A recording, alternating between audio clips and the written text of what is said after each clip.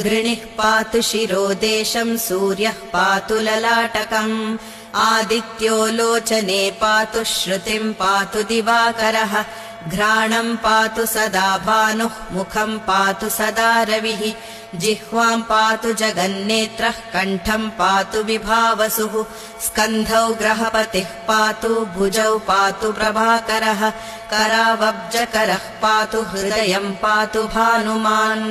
मध्यं पातु सुसप्ताश्वो नाभिं पातु नभोमणिः द्वादशात्मा कटिं पातु सविता पातु सक्तिनी ऊरू पातु सुरश्रेष्ठो जानुनी पातु भास्करः जङ्घे मे पातु मार्ताण्डो गुल्फौ पातु तिशाम्पतिः पादौ पातु दिनमणिः पातु मित्रोऽखिलं वपुः आदित्यकवचं पुण्यम् अभेद्यम्